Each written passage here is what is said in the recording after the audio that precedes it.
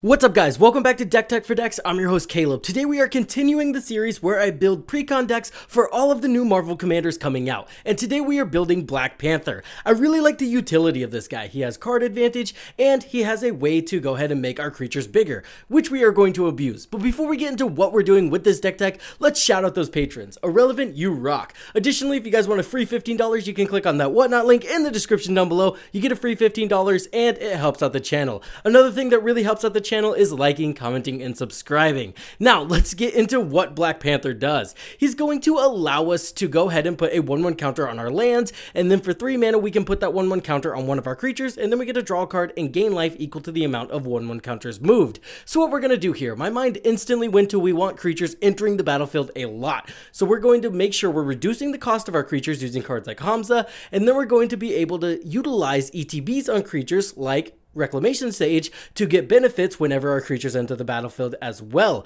Additionally, we want ways to return creatures back to our hand, and honestly, this all sounds very mana intensive, so we're going to include cards like Kami of Whispered Hopes. Now, we're going to be able to buff this guy up to add a ton of mana to our mana pool that is going to facilitate the rest of this deck's shenanigans. Get value, get card advantage, make creatures massive. That's what Black Panther's all about. Let's kick it off by talking about some really cool cards we get to run in Black Panther that don't make a lot of sense in a lot of other decks. Kamal Hadarkrosa, now this one is just super powerful in other decks because of that +3/+3 and trample ability, but the fact that we can actually spend 2 mana to reanimate our lands, and those lands will already have 1/1 counters on them, is going to be pretty broken, especially when, again, we go to combat and they're going to get an additional +3 and trample. This means in a scenario where we just have a lot of lands with a lot of counters on them, we can slam Kamal, reanimate some of them, and win the game. Awakening of V2 Ghazi is super simple here. We're just going to throw 9 1/1 counters on a land and reanimate it. Now, this means we can easily use our commander to move those 1/1 counters onto any of our other creatures that benefit off of having high power, which we will go over later in this video.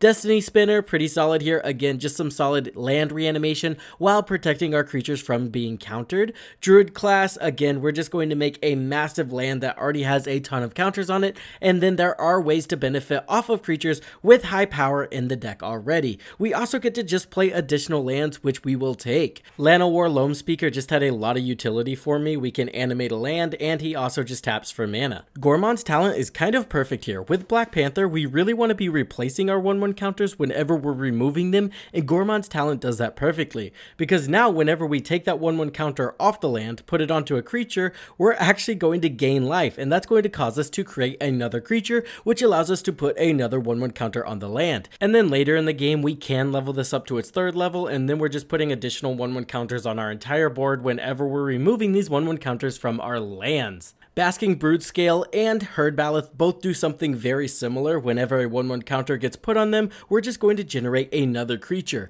Again, this is going to allow us to keep generating value off of our commander. We're drawing cards, we're putting more 1/1 counters on creatures, and then whenever we put a 1/1 counter on those creatures, we're generating another 1/1 counter because a creature is entering the battlefield. Evolutionary Witness kind of becomes a repeatable Eternal Witness that gets all of our permanents from the graveyard. Very useful. From there, we're playing creatures like Big Horner Rancher, Hornblade Elite, Marwyn the Nurturer, Cradle Clearcutter, Kami of Whispered Hopes, and Viridian Joiner. These are all going to tap for mana equal to their power, so that's going to be amazing in this deck. Now we're able to move those 1/1 counters to our mana dorks, and then our mana dorks are able to tap for more mana, allowing us to move more counters, right? Because this is a very mana intensive deck. Kami of Whispered Hopes is also just dope here because it basically doubles up on all of the 1/1 counters we're putting on our lands. White Plume Adventure is also going to be featured in this deck to untap all of our mana dorks. We do have to complete a dungeon first, but even if we don't, untapping 1 mana dork can be very impactful. It's going to lead to more card advantage and bigger creatures. Rip Spawn Hunter is another creature that wants its power to be increased, and then once we do it, it allows us to dig deep, find the creatures we need, and cast those creatures. Incubation Druid just taps for more mana depending if she has a 1/1 counter on her or not.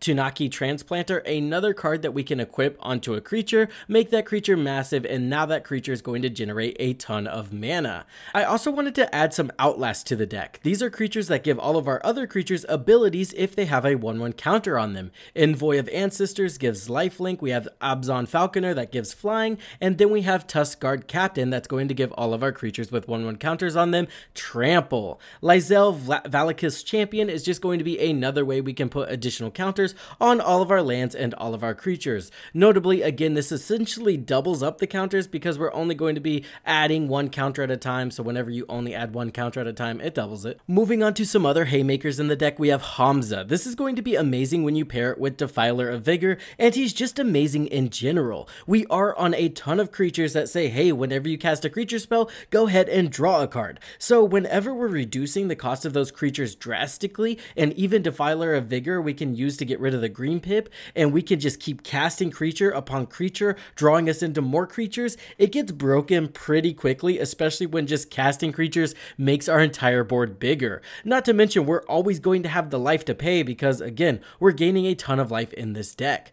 Cutseal's also going to be amazing in this deck. It protects us on our turn, so nothing can get removed. It's going to protect some of our pieces, some of our instant spells that buff our creatures, and then additionally, it's going to draw us a decent amount of cards. Nykthos is going to be one of our game enders in the deck. It essentially makes it to whenever you move counters off of a land and put it onto a creature, you get that many counters on all of your creatures. So if we stack a ton of counters on a land and then move it onto a creature, gain a ton of life, buff our entire board state up, that can win us the game very easily. Primeval Bounty also gives a lot of value here. I'm mostly looking at this for its first ability. Whenever we cast a creature spell, we get to create a 3/3 green beast, so it essentially doubles up the amount of counters we're putting on our lands while giving us a bigger board state. I'll take that. Savala Eager Trailblazer does something kind of similar, but also taps for a ton of mana. Whenever we cast a creature spell, we're going to get that 1/1 red mercenary creature token that's going to be able to buff up one of our creatures, right? So now we can make it to where all of our creatures have differing powers, which is going to be amazing for her mana ability. Choose a color, add 1 mana of that color for each different power among creatures you control.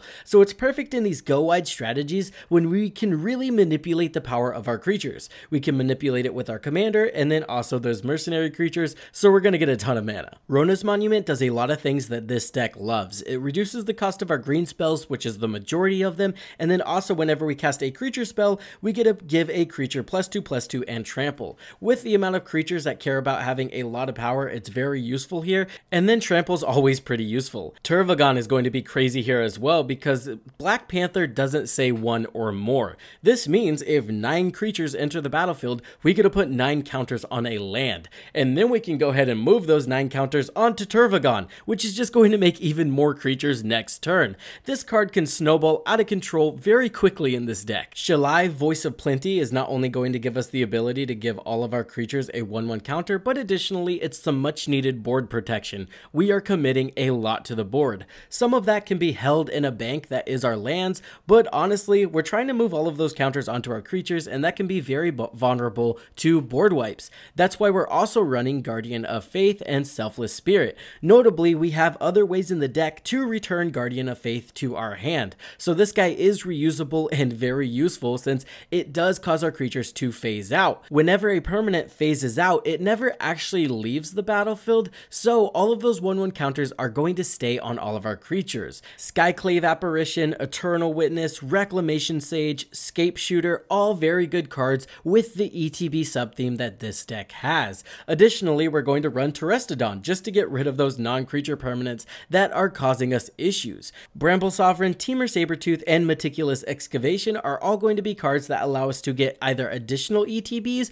or just flat return the creature back to our hand, that way we can cast it again. And remember, we do have a lot of other cards that care about us casting creatures, such as our card draw effects, our Defiler of Vigor effects, and our Primeval Bounty effects. So returning a creature back to our hand, like a Reclamation Sage, just to cast it again is not only going to get rid of the permanent we're trying to get rid of, it's also going to trigger all of our other creature cast effects.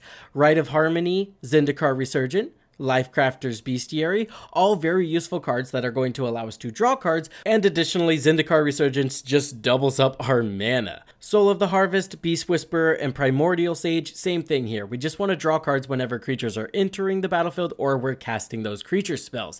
Notably, some of these are kind of expensive, but we do have some cost reducers in the deck, and remember, this is a big mana deck. We're using our mana dorks, we're buffing those mana dorks up, and those mana dorks generate mana equal to their power. Rishkar's Expertise, Return of the Wild Speaker, just very useful cards to again just draw a ton of cards off of our creatures that are already massive. We're also going to run Azuri's Predation here. 9 times out of 10, I like running this in decks that want to go wide because you don't want a ton of board wipes in this deck. So one-sided board wipes are going to be amazing here. There are some Counter Matters board wipes, but they're a little bit expensive, so Azuri's Predation is going to have to do. That's going to do it for the Deck Tech, guys. Don't forget to like, comment, and subscribe if you are enjoying all of these Precon-esque builds built around these Marvel commanders. Now let's shout out those patrons. Irrelevant, Chicken Salad, Praetor, Excessum, The Professional Heal. You guys rock. I hope this helped everybody in their deck building endeavors, and I will see you guys in the next one.